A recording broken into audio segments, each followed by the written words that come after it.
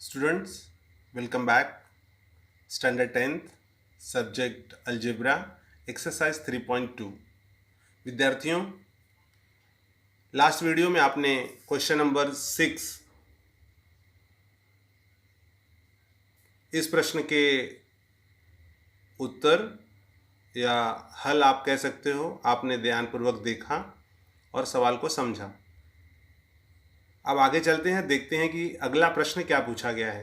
विद्यार्थियों, हमेशा इस तरह के शाब्दिक प्रश्न को हल करने से पहले सवाल को एक या दो बार पढ़ें, उसे समझें क्या दिया गया है और क्या पूछा जा रहा है, और उसके बाद हल करने का प्रयास करें। चलिए शुरुआत करते हैं। क्वेश्चन नंबर 7 देखिए, दिया हुआ है किसी अंकगणितीय श्रृंखला का 11वां पद 16 तथा 21वां पद 29 हो तो उस श्रृंखला का 41वां पद ज्ञात करो। विद्यार्थियों, प्रश्न एक बार फिर से देखिए।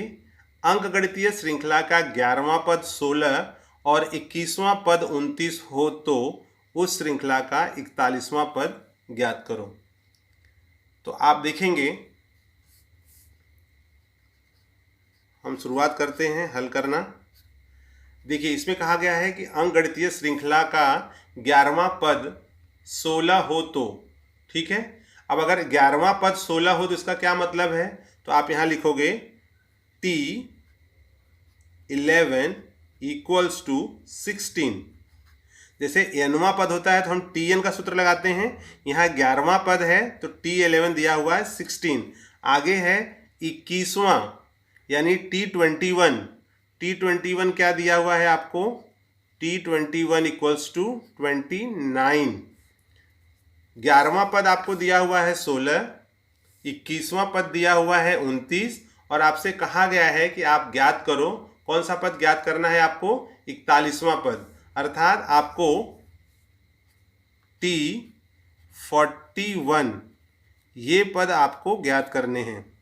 अगर आपको T41 ज्ञात करना है मतलब Tn का सूत्र लगाना होगा, और N41 है तो आपको यहाँ पर A भी ज्ञात करने होंगे और D भी ज्ञात करने होंगे, ठीक है।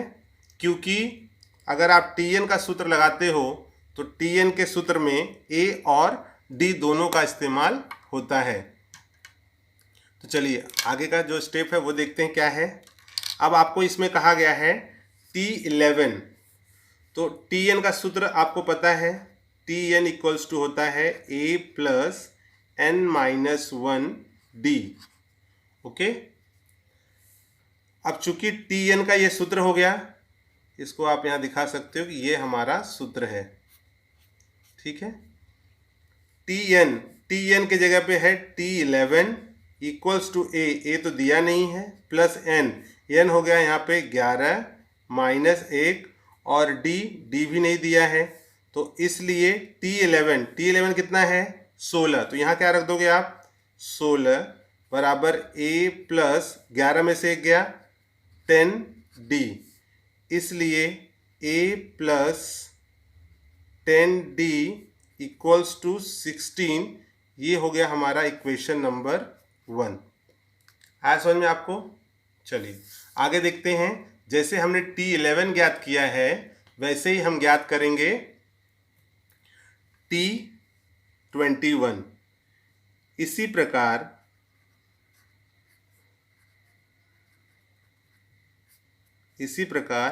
T21 equals to A plus n है, n हमारा है 21 माइनस 1 D।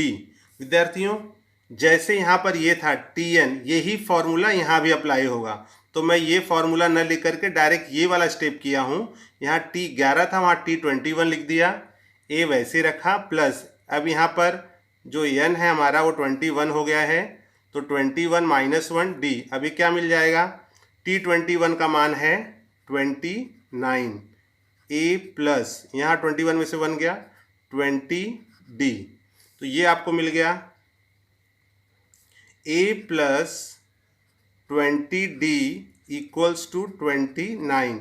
ये हो गया हमारा इक्वेशन नंबर 2। विद्यार्थियों, आपने पहले भी देखा होगा, इस तरह से युगपत समीकरण आपने पहले वाले चैप्टर में हल किया हुआ है। तो देखिए यहाँ पर मिल गया है पहला क्वेश्चन a + 10d 16, दूसरा मिल गया a + 20d 29। अब आप क्या करोगे कि आपको a और d में से एक पद का विलोपन हो जाए। तो दोनों में से एक पद का विलोपन करने के लिए आपको इसमें देखना पड़ेगा कि कौन सी क्रिया हम करेंगे कि हमारा एक पद समाप्त हो जाए। तो देखिए यहाँ पर है +a, यहाँ भी +a है। तो अगर हम यहाँ लिखते हैं कि समीकरण एक में से समीकरण 2 घटाने पर तो क्या हमें प्राप्त होगा। तो यहाँ लिखते हैं हम समीकरण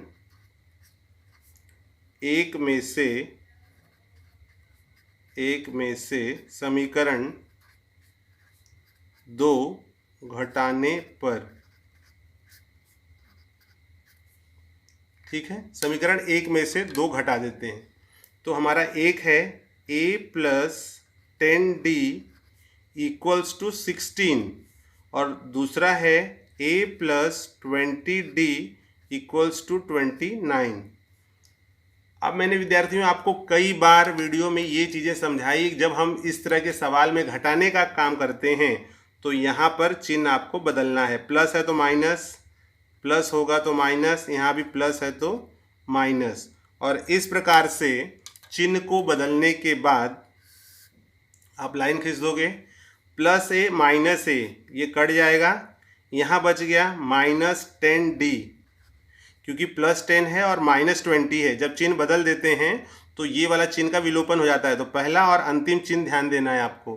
तो यहाँ पर हो गया +10d और -20d, तो -10d और यहाँ आ जाएगा -6 में से 9 नहीं जाएगा तो 9 में से 6 घटा दोगे 3, 2 में से 1 गया 1, 13। तो माइनस से माइनस कैंसिल हो जाएगा और यहाँ बचेगा 10d = 13। अब यहाँ पर आपको मिल जाएगा देयरफॉर, इसलिए d = 13/10, या इसको आप लिख सकते हो d = 1.3। तो इस तरह से हमें d के मान प्राप्त हो गए। ठीक है, d के मान 13/10 भी लिख सकते हो या d = 1.3 लिख सकते हो। अब यहाँ पर आप लिखोगे कि जो d का मान मिला है वो किसी एक इक्वेशन में आप रख दीजिए। तो d = 13/10 समीकरण एक में रखने पर, चलिए एक में रख के देखते हैं क्या मिलता है हमें। एक है हमारा, यहाँ पर आप देखोगे, इसलिए a + 10d है, 10d का मान क्या है 13/10। तो यहाँ पर 10 से 10 कैंसिल हो जाएगा। देखिए a + 10d का मान ये हमने रख दिया, = यहाँ पर है 16। अब यहाँ पर देखिए क्या मिल रहा है, 10 से 10 कट गया, a + 13 = 16, इसलिए a = 16 - 13, इसलिए a = 3। आया समझ विद्यार्थियों। अब जो अगला है आपसे जो पूछा गया है, क्या पूछा गया है, 41वां पद ज्ञात करो। तो विद्यार्थियों हम देखते हैं कि हमारा 41वां पद कैसे ज्ञात होगा। क्योंकि आपको अगर nवां पद ज्ञात करना है तो आपको क्या क्या दिया हुआ है, देखिए a = 3 दिया है, d = 1.3 दिया है, या आप उसको 13/10 भी लिख सकते हो, और t 41 पूछा गया है, ये पूछा गया है। और आपको पता है कि सूत्र है Tn = a + n-1d, मान रख दीजिए। T 41 = a का मान है 3 प्लस n में हो जाएगा 41 - 1 और d के मान में हो जाएगा 1.3। तो ये हो जाएगा 3 + 41 में से 1 घटा दो, 40 × 1.3। तो ये हो गया 3 + 13 चौका 52, 520 और एक अंक बाद आप दशमलव लगा दोगे। तो यहाँ पर हो गया 3 + 52, मतलब ये क्या मिल जाएगा आपको 55। तो T41 = 55। ठीक है। और आपसे कहा गया था कि 41वां पद बताइए क्या है, तो आप आंसर में लिख दोगे यहाँ पर, इसलिए 41वां पद 55 है। 41वां पद 55 है।